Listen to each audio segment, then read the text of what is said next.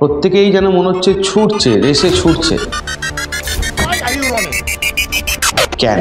শুধুই কি সামাজিক দেখানোর জন্য বিভিন্ন রকম স্ট্যাটাস শেয়ার করছে? এবার এই যে জিনিসগুলো করছে এগুলো কিন্তু বলতে পারো এই একই কারণের জন্যই করছে যে মাস্টারমশাইরা আগের মতো আর নেই। তারা ছাত্র শাসন করতে ভয় পায় বা ভয় পাচ্ছে বা তাদেরকে সেই জায়গায় নিয়ে আসা হয়েছে যে তারা আজকে মুখে কুলু পেটে বসে আছে। এই যে জিনিসগুলো কিন্তু বলতে পারো একটা বিগ হোল তৈরি করছে মানুষের মধ্যে। নমস্কার প্রত্যেককে। থাম্বনেল দেখে নিশ্চয়ই আইডিয়া করতে পারছো যে আজকের আমাদের আলোচনার বিষয়বস্তু সোশ্যাল মিডিয়া, তাই তো? না, পুরোপুরি সোশ্যাল মিডিয়া ডিরেক্টলি বলাটা ঠিক হবে না। সোশ্যাল মিডিয়াতে Sawai social general has said social media might be hazardous to children and adolescents. अगर आप समाज से अलग-थलग महसूस करते हैं और सोशल मीडिया प्लेटफॉर्म पर ज्यादा समय बिताते हैं तो एक नए शोध के अनुसार स्थिति और बिगड़ भी सकती है इससे। मोबाइल एडिक्शन की वजह से लोग डिप्रेशन, एंजाइटी और अकेलेपन जैसी साइकोलॉजिकल डिसऑर्डर से भी जूझ रहे हैं। সেটাই তো ঠিক। সোশ্যাল মিডিয়াতে সবাই সোশ্যাল, তাই না? কিন্তু কেন? Why? That is our question.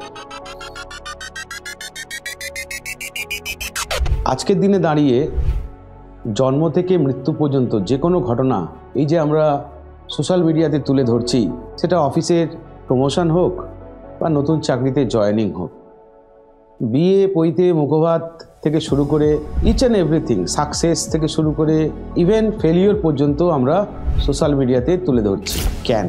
শুধুই কি সামাজিক দেখানোর জন্য? শুধুই কি সোশ্যাল দেখানোর জন্য, নাকি এর পিছনে অন্য কোনো কারণ আছে? আজকের ভিডিওতে আমরা সেই কারণটাই খুঁজে বার করার চেষ্টা করব, তাই ভিডিওটা এন্ড পর্যন্ত দেখবে। কিন্তু তার আগে যেটা অবশ্যই বলনীয় যে আমাদের এখানে কিছু কোর্স চলছে। দুরন্ত এক্সপ্রেস 2.0, সক্ষম 2.0, উত্তরণ, টার্গেট ব্যাচ এবং বিএসসি মিসলেনিয়াস মেইন, তার সঙ্গে হচ্ছে অপরাজিত 2.0 মহাপ্যাক। তো কোর্সগুলো নিশ্চয়ই তোমাদের জানা আছে। খুব সম্প্রতি যেটা লঞ্চ হয়েছে সেটা হচ্ছে অপরাজিত মহাপ্যাক 2.0, যেটা তিনটে ভ্যালিডিটি আছে, একটা 1 ইয়ার, একটা 1.5 ইয়ার, একটা 2 ইয়ার। তিনটের ফি স্ট্রাকচার 3 রকম, তিনটের সুযোগ সুবিধে 3 রকম। তো এই নিয়ে অলরেডি আমাদের ইউটিউবে ভিডিও দেওয়া আছে, পারলে ভিডিওটা দেখে নিও। এবং যদি প্রয়োজন মনে করো যে ক্লাস দরকার বা একটা টাচ দরকার এবং WBPSC-ওয়ালা যদি তোমাদের মনের মধ্যে সেই জায়গাটা করতে পেরে থাকে, তাহলে অবশ্যই দেরি না করে তাড়াতাড়ি জয়েন করো এবং ক্লাস করো। তো এবার আবার ফিরে আসি টপিকে কি ছিল না, সোশ্যাল মিডিয়াতে সবাই সোশ্যাল কেন? এই কেনর প্রশ্ন খুঁজে বার করাটা কিন্তু মুখের কথা নয়, এর জন্য একটু ফ্ল্যাশব্যাকে যেতে হবে।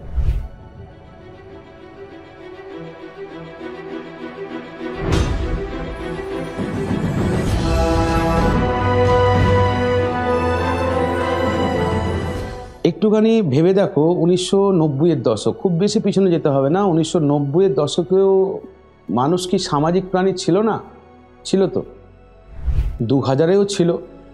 কিন্তু আফটার 2004 যদি আমি দেখি, একটা রেভলিউশন চলে আসে কি না, সোশ্যাল মিডিয়া, রাইট?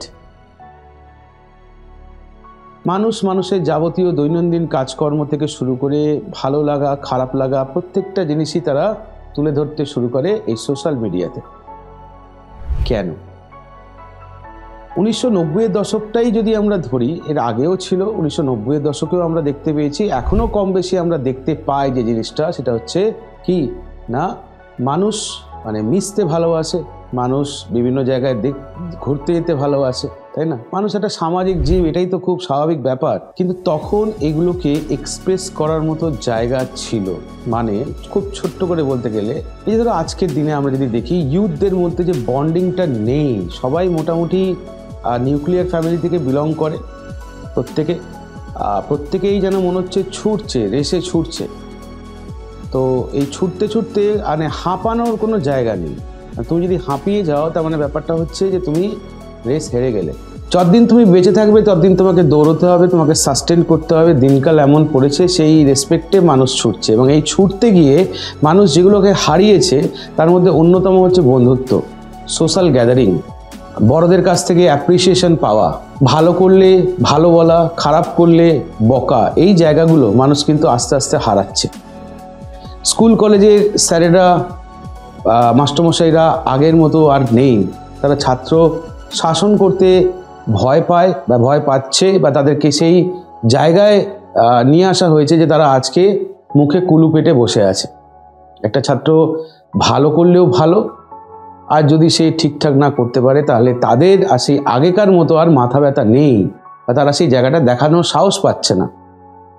তো এই যে ল্যাকিংগুলো আজকে পারিবারিক ক্ষেত্রে যদি আমরা দেখি যে ডিনার টেবিলে যখন আমরা বসছি তখন আমরা প্রত্যেকেই আছি, বাবাও আছে, মাও আছে, আমিও আছি, বোন আছে, দিদি আছে, সবাই আছে, কিন্তু কারোর মুখে কোনো কথা নেই। যে যার মতো করে মোবাইল অন করে নিজের নিজের হোয়াটসঅ্যাপ স্ট্যাটাস বা অন্যান্য সোশ্যাল মিডিয়াতে ব্যস্ত। খাচ্ছে তারা, কিন্তু তার মধ্যে সেই প্রাণটা নেই। থাকছে তারা, তাদের মধ্যে সেই কথা বলার জায়গা নেই। তুমি আমি বলতে পারি স্যার সময় নেই, তাই না? মানুষের কাছে সময় কম পড়েছে না, সময় কম পড়েনি। আগেও 24 ঘন্টা ছিল, এখনও 24 ঘন্টা আছে। মানুষের চিন্তা ভাবনার বলতে পারো পরিবর্তন কিছুটা হলেও হচ্ছে বা সেই দিকে এগোচ্ছে। তারা প্রায়োরিটি লিস্টে আগে যেখানে পরিবারকে রাখতো, এখনও পরিবারকে প্রায়োরিটি লিস্টে রাখে, কিন্তু সময় দেওয়ার যে প্রায়োরিটি সেটা তারা কিন্তু আস্তে আস্তে কমিয়ে আনছে। বাবা মা সন্তানকে সময় দিতে পারছে না, সন্তান বাবা মাকে সময় দিতে পারছে না, আর প্রভৃতি। মানে এই সমস্ত বলতে পারো জিনিস আমাদের সোশ্যালি আমরা প্রতিনিয়ত দেখতে পাচ্ছি, চোখের সামনে খবরেও পড়ছি। তো এই জায়গাগুলো বলতে পারো এক এক করে কিনা এক একটা ব্লকেজ তৈরি করেছে, এবং সেই ব্লকেজগুলোকে ওভারকাম করার জন্যই বলতে পারো আজকে মানুষ কিন্তু সোশ্যাল মিডিয়াতে তার সব কিছু শেয়ার করতে শুরু করেছে। এর যেমন ভালো দিক আছে, আমার কথা বলার জায়গা নেই, আমি সোশ্যাল মিডিয়াতে কথা বলছি। আমার কথা বলার জায়গা নেইটা কেন না, আমি নিজেকে সরিয়ে নিয়েছি সব কিছু থেকে। আমার বন্ধুবান্ধব নেই, আত্মীয় পরিজন যারা আছে তাদেরকে হয় আমার পছন্দ হয় না, নয় আমি তাদেরকে পছন্দ করি না, আমি তাদের বাড়ি যেতে ভালোবাসি না, আমি সোশ্যাল গ্যাদারিং ভালোবাসি না, আমি হই হট্টগোল ভালোবাসি না। মানে এই যে নায়ের লিস্টটা অনেকটা বেড়ে গেছে। আমার জীবনে কোনো খেলাধুলো নেই, ঠিক আছে, আমি খেলাধুলো কি বস্তু জানি না, আমি কখনো মাঠে যাইনি, আমি কখনো কোনো কালচারাল ক্লাবের সঙ্গে যুক্ত হইনি, আমার গান বাজনার কোনো শখ নেই, ঠিক আছে। তো এই যে জিনিসগুলো কিন্তু বলতে পারো একটা বিগ হোল তৈরি করছে মানুষের মধ্যে, এবং তার মধ্যে থেকেই বলতে পারো সেই একাকিত্বকে ঘোচানোর জন্যই কিন্তু আজকে একদম মানে সেই ছোট ছেলে থেকে শুরু করে আপ টু 70 বছরের বয়স্ক লোকও কিন্তু তারা বেছে নিয়েছে এই সোশ্যাল মিডিয়াকে তাদের বেঁচে থাকার রসদ হিসেবে, প্রতিনিয়ত যোগাযোগের কেন্দ্র হিসেবে বেছে নিয়েছে সোশ্যাল মিডিয়াকে। বন্ধুর কাছে পৌঁছতে পারছি না, কি অসুবিধা আছে? ভিডিও কল আছে, বন্ধুর খবরাখবর নেওয়ার আছে, হোয়াটসঅ্যাপ আছে। বন্ধু কোনো একটা জিনিস ভালো কাজ করেছে তার ছবি দিচ্ছে হোয়াটসঅ্যাপে, তাই না? বিভিন্ন রকম স্ট্যাটাস শেয়ার করছে। এবার এই যে জিনিসগুলো করছে এগুলো কিন্তু বলতে পারো এই একই কারণের জন্যই করছে, যে অ্যাপ্রিসিয়েশন। আমি একটা কাজ করেছি, তার সামাজিক অ্যাপ্রিসিয়েশন চাইছি আমি। কিসের মাধ্যমে? না সেই ছবিগুলোকে আপলোড করার মাধ্যমে। আমার একটা আনন্দ, আমার একটা বলতে পারো অদ্ভুত একটা ফিলিংস যে হ্যাঁ আমি কিছু একটা করেছি। এই সমস্ত দিকগুলোই বলতে পারো কিন্তু আজকে সোশ্যাল মিডিয়াতে আমরা দেখতে পাচ্ছি যে মানুষ প্রতিনিয়ত করে চলেছে। ভালো দিক যেমন আছে, অবশ্যই কিছু মানুষের রোজগারের মাধ্যম হয়েছে এটা, ব্যবসা বাণিজ্যের দিক থেকে বলতে পারো এটা অনেকটা হাতিয়ার হিসেবে কাজ করেছে। আজকে ডিজিটাল দুনিয়ায় সোশ্যাল নেটওয়ার্কিং সাইটে যার যত বন্ধু আছে, সেই সার্কেলে বা রিলেশন যার যত আছে, তো সেই সার্কেলে তার বিজনেসকে গ্রো করাতে অনেকটাই সাহায্য করছে।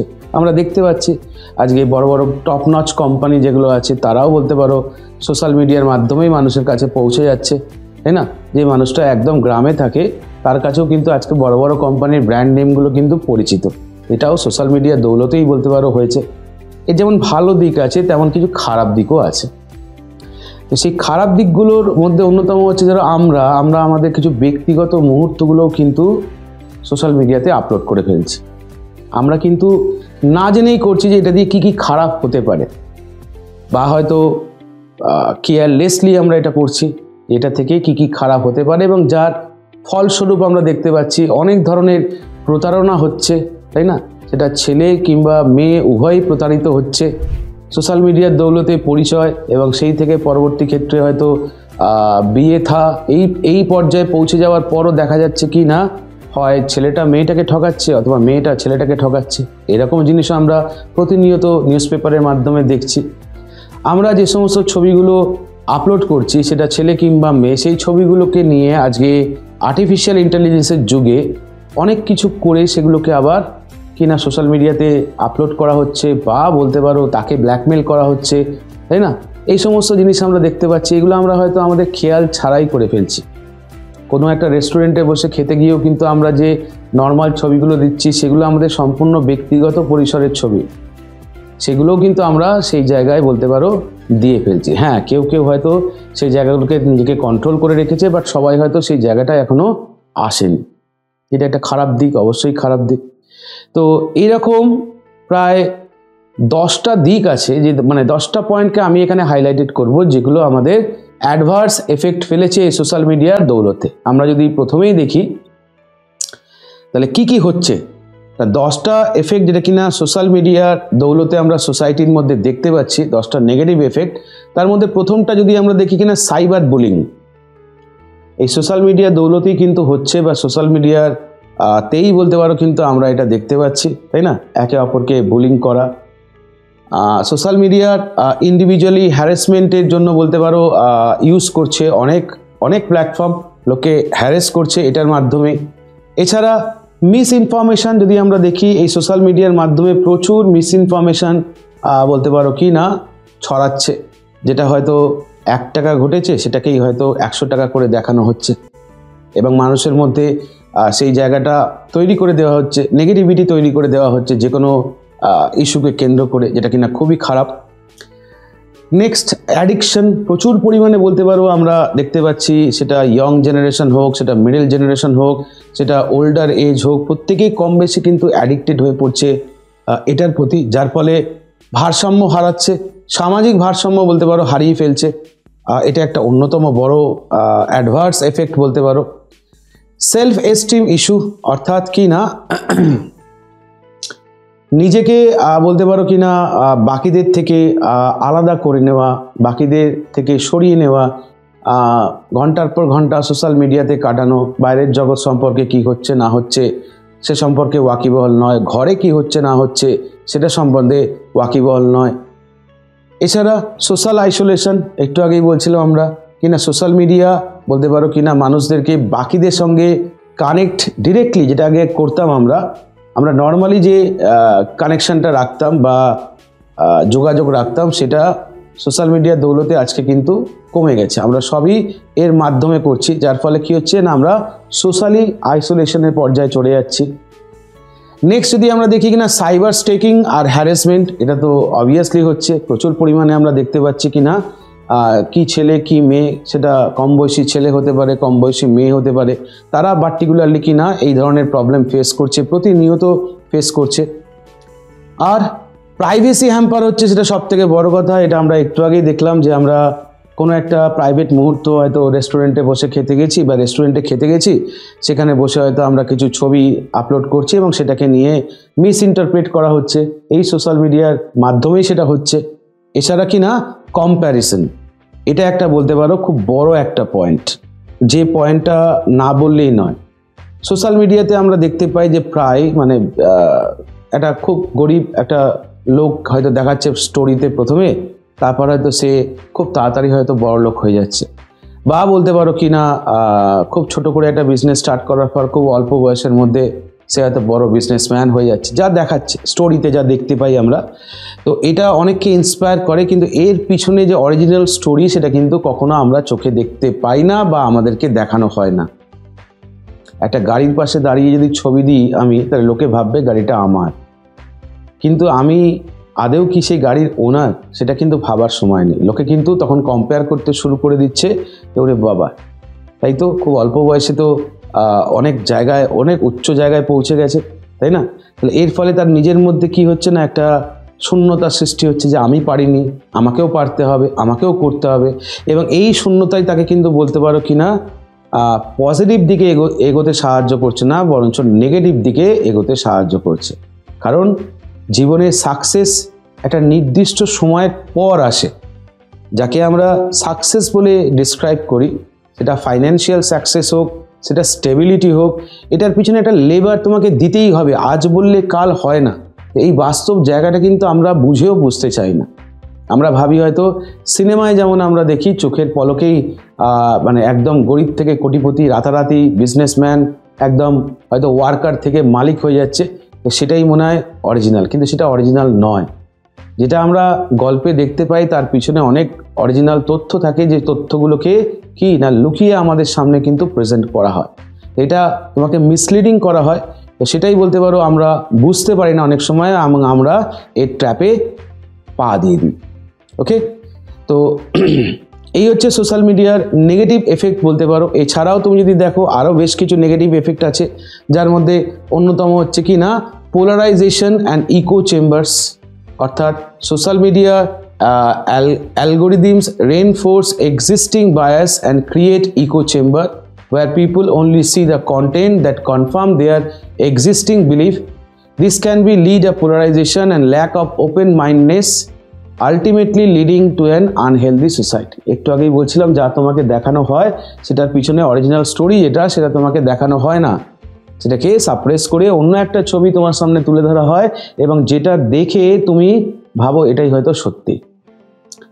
আর the declining in face to face communication, আর এই সোশ্যাল মিডিয়া বলতে পারো এতটাই আমরা আজকের দিনে অ্যাক্টিভ হয়ে গেছি যে আমরা কোনো কিছুই বলতে পারো সামনাসামনি কথা বলতে বা বসে কথা বলতে বা একে অপরের সুখ দুঃখ ভাগ করে নেওয়ার মতো সময়ও আমাদের নেই। আমাদের সেটাও করতে হচ্ছে কি না সোশ্যাল মিডিয়ায়, আমরা এতটাই অ্যাডিক্টেড হয়ে যাচ্ছি।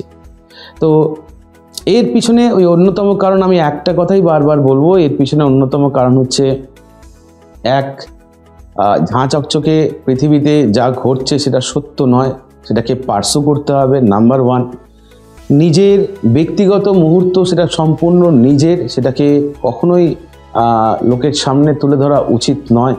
হ্যাঁ, আমি জানি হয়তো কিছু কিছু ক্ষেত্রে এটা করতে হয় বা করি আমরা সাধারণত, কিন্তু সেটাও লিমিটেড পরিসরে যদি করা যায় তাহলেই মনে হয় এটা থেকে অনেকটা উপকৃত হবে। আর তার থেকেও বড় কথা, যতটা কম তুমি এই প্ল্যাটফর্মে থাকবে তত বেশি তুমি লাইফকে এনজয় করতে পারবে। আর ঠিক এই কারণের জন্যই এই যে আমাদের মেন্টাল ইলনেস তৈরি হয় এই সমস্ত দিকে থাকলে, এটার জন্যই কিন্তু আমরা যদি দেখি সম্প্রতি অস্ট্রেলিয়ান গভর্নমেন্টের তরফ থেকে তাদের সেখানকার আন্ডার এজ যে সমস্ত ছেলে মেয়ে আছে তাদের জন্য কিন্তু স্ট্রিক্টলি ব্যান করে দেওয়া হচ্ছে সোশ্যাল মিডিয়া, এবং সেটাও একটা পার ডে একটা লিমিটেড টাইম তারা হয়তো সেখানে অ্যাক্সেস পাবে, এবং তার জন্য তাদেরকে অনেক কাঠখড় পোড়াতে হবে, তবে গিয়ে তারা সেই অ্যাক্সেস পাবে।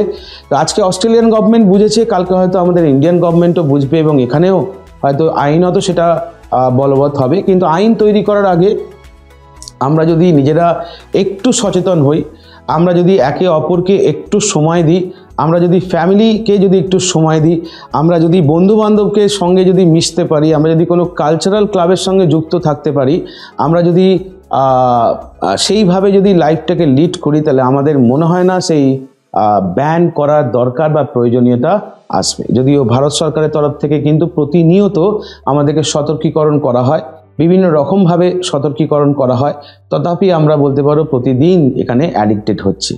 তো একটাই কথা শেষে বলবো যে সোশ্যাল মিডিয়ায় অবশ্যই আমরা প্রত্যেকে সোশ্যাল থাকবো, তার আগে আমাদের অরিজিনালি সামাজিক হতে হবে। বেড়া শুরু থেকে দেখবো।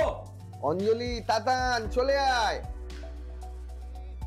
ফুল ছোড়ার পদভেশ খেলা কিসে নাকি বেলা শুরু, সেদিকটা মাথায় রেখেই এই ভিডিওটা এখানে শেষ করলাম। কেমন লাগলো ভিডিওটা অবশ্যই জানাবে। থ্যাংক ইউ, সবাই ভালো থেকো, সাবধান থেকো। हाथ यहाँ से हट नहीं पा रहा होगा रील से, क्योंकि वो अपने आप में ऐसा चुंबकीय बनाया गया है ना। ये सब प्लेटफॉर्म इसीलिए ऐसे बनाए जाते हैं कि वहाँ से आप हट ना पाओ, जानबूझ के ऐसे डिज़ाइन किए जाते हैं। और वो वहाँ फंसा होगा और लगातार खुद को कोस रहा होगा कि काश मैं पढ़ लेता, मैं पढ़ क्यों नहीं रहा हूँ, फिर थोड़ी देर उस दुनिया में खो गया, 15 मिनट तक फिर स्क्रॉल किया, उसी दुनिया में खोया हुआ है। एक हंसी वाला मीम देखा, बहुत मज़ा आया, फिर कोई एक लड़की वहाँ पे नाचते आई, उसको देख लिया, फिर देखा कोई लड़के लड़की का कोई अच्छा सा रील है और उसको देख के बड़ा मज़ा आ रहा है। प्यार मोहब्बत के प्रसंग हैं जो जीवन में आपको आगे मिलने वाले हैं, वो आपको अभी चाहिए, समय से पहले नहीं मिलनी चाहिए चीज़ें, आपको वहाँ मिल रही है, आपको वो सुख मिल रहा है जो अभी आपको नहीं मिलना चाहिए, और आप उस दुनिया में फंस जाते हैं। ये ड्रॉप ईयर है, आपके लिए सबसे महत्वपूर्ण चीज़ है कि पूरे दिल से, पूरी शिद्दत से तैयारी करना, और बाधाएं जितनी भी आ रही हैं इन सब बाधाओं पे ध्यान न देना। ये जितने भी डिस्ट्रैक्शन आपके पास टहल रहे हैं इन पे ध्यान न देना। आप बस एक चीज़ अपने दिमाग में बैठा लो, क्या, कि आप सोशल मीडिया का इस्तेमाल नहीं करते, ये आपका इस्तेमाल करता है।